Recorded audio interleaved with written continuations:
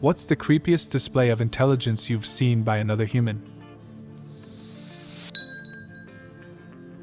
A friend once showed me his guidebook to how to handle his girlfriend.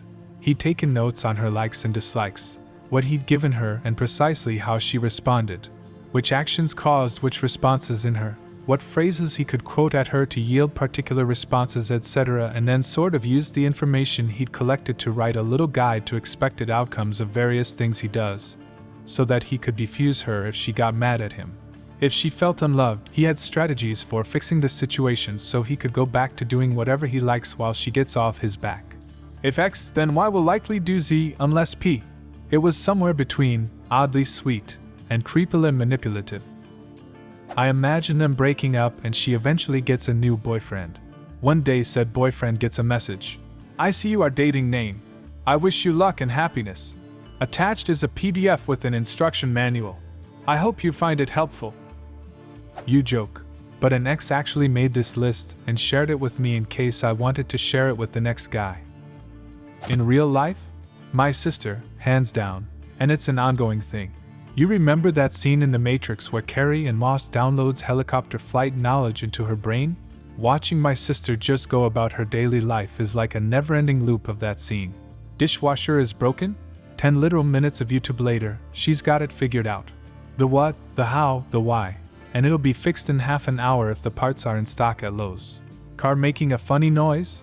Get her on FaceTime, pop the hood, crank the engine, and she's got it located and ID'd, and estimates from 3 local shops for you to pick from. Random archaeological discovery mentioned in passing on the daily MSN headlines. She read the journal article already. And isn't it interesting how that validates so-and-so's findings from his dig in Chile in the 80s? Bitch, since when do you know about fossils? Crazy complicated super esoteric recipe from Thailand she's never tried? I'll bet you $1,000 she'll glance at the recipe twice and whip out a version you could sell in a restaurant. She remembers your coworker's sister's boyfriend's birthday and that he really likes chocolate sprinkles but not rainbow. She can get a feral dog eating out of her hand and get it to let her give it a bath, and diagnose what's wrong with its back leg from 10 paces away. Hey sis, do you happen to know anything about welding? How to preserve this old dress I found in great-grandma's attic? What I should do about these weird bugs on my tomato plants? Of course you do. Her bosses at work keep trying to move her up the chain, but she's not interested, because it'll cut into her jam-making time or something. But they all come to her first when there's a question or a problem they can't fix, and they listen on the first go. Her husband says he's seen her ask the general manager what flavor of stupid he ate for breakfast this morning, and seen him apologize for the error in judgment. She'll tell you she's not that smart, she just has a good memory. But I don't know, man. It's terribly handy to have her on my side. But if she ever decides to take over the world, we're all screwed. I know someone like your sister. Don't worry, she's not going to take over the world. She's smart enough to know she doesn't want the responsibility. And she's already got too much on her plate anyway, lol. Would really cut into her jam-making time. I worked with someone briefly when I worked for the police. He came to my team to get front-line experience for promotion. He'd been in a secretive investigation unit before coming to us. I'll call him Dave. We went into this area with loads of gang-on-gang violence, and we were enforcing a Section 60 stop for weapons after a nasty murder in the area. We stopped 2 men at the side of the street, and it was immediately obvious they had nothing to do with any of it. We chatted for a bit, and that was it, or so I thought. Dave, being incredibly polite and friendly, said to one of the men, "I think I know you." The man said that he didn't. He'd never been in trouble with the police, never been arrested, never gets in any bother whatsoever. He was in his 30s, this fella. Dave said, "I do know you. Let me have a look at you." The man was good-natured about it, even though I was feeling bloody awkward. "I've never been in any trouble," said the man. Dave looked at him and said, "I believe you haven't. Your dad did though." He calls the man by his name, his date of birth, his old address, his mom's name and date of birth, and his dad's details too. Dave says that 22 years previously he'd attended at the bloke's house when he was a preteen because his parents were arguing and his dad was drunk. His dad was arrested for a minor sleep-it-off breach of the peace. He wasn't a regular criminal or anything like that. Dave had not only recognized the guy, but he'd done it from when he was a child, aged him, and remembered every bloody detail for a minor thing over 20 years previous. No wonder he was in the high-end investigation units. Genius! Wow, I can't begin to imagine. My memory for faces is so bad that the other day I couldn't recognize someone I see every week because they changed shirt color. It was on sports team. Not creepy, but I knew a 14 years old who was helping his dad drywall a home. The kid looked at the shape of a staircase, looked at the drywall on the horses ready to cut, looked back at the staircase, then cut the drywall without a single measurement or marking. The drywall fit the staircase so perfectly it slid into place like it was snuggling the stairs. Not a single measurement. Whatever this is, I have the exact opposite of it. Measure twice, cut once, drive back to Lowe's for another board. When I was in med school, I was tangentially friends with a guy who never showed up to uni at all. Skipped all lectures, called in sick for all lab and tutorial sessions. The night before second-year finals, he was around my house and said he had spent the last week watching every lecture at 2x speed. Dude placed top 10 out of 300 students in every exam. And mind you, it wasn't just he remembered everything, but he had a functional, lateral applicable knowledge of all the stuff we had to know, much better than most people who actually showed up. I always shuddered to think that if he applied himself he would be a monster of a man, but dude was content to just chill. I knew a lady who counted pills in a pharmacy basically her entire life. One time she looked at a container of ibuprofen that was supposed to have 100 pills in it and said it looked off. She recounted and it had 99 pills in it. One less. My mind was blown. Not exactly creepy, but I had a friend who failed maths at school.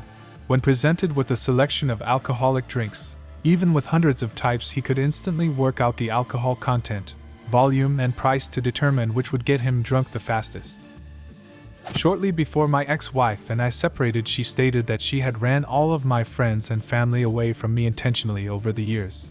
Not because she hated them, but because if the day came where she decided to kill me, she would have time to dispose of my body and leave the country before or if they noticed I was missing. By that point I hadn't talked to any of my friends or family for almost a year and a half, so they wouldn't have known for a good while, thinking I was still just ignoring them because of her. Way out? That's creepy as fuck. Hopefully you're very far away from her and have reconnected with everyone and told them what she said. You know, in case you go missing. We've been divorced for 3 years. I have full custody of our 3 girls and she's currently in a mental health facility.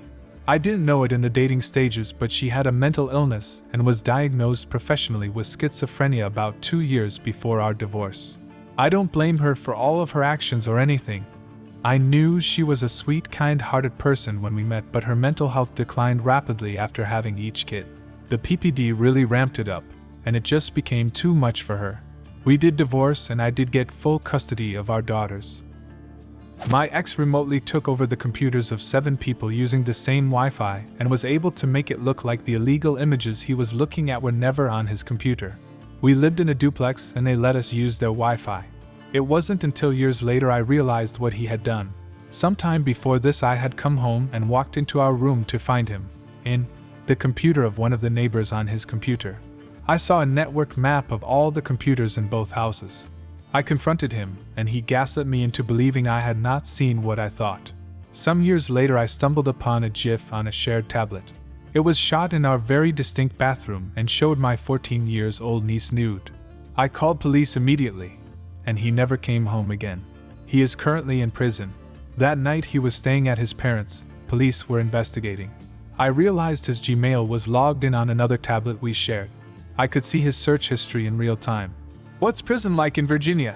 Daddy going to jail? How do I get my wife to come back to me? Can you plead the 5th at custody court? Etc.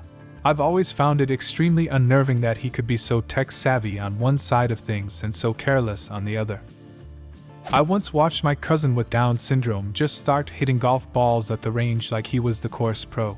He went to a few of my matches growing up, and occasionally I would take him to the range with me because he loved watching me hit them and riding in the cart if I played.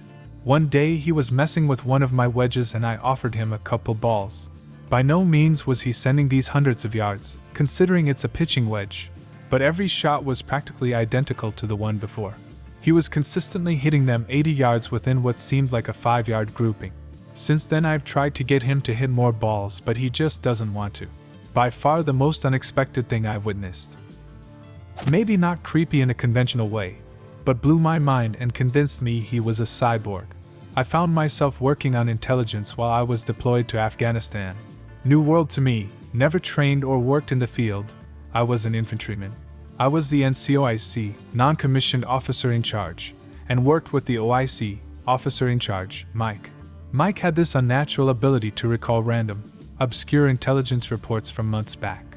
For example, say we got an immediate release report saying there was going to be some weapons and ammunition smuggled into our area. He could instantly recall several reports from way back that connected to the new report. No lie, his genius was so deep, it happened many times and led to many successful operations. The best part? Every single man and woman in our unit came home alive, and that was due in very large part to his supernatural ability. I just feel lucky to have been involved, and insanely proud and honored to be a part of that team with him, even if I always felt like a kid trying to play at the grown-ups table. Do you have a similar story? Leave a comment, and subscribe to the channel if you want to see more videos like this one.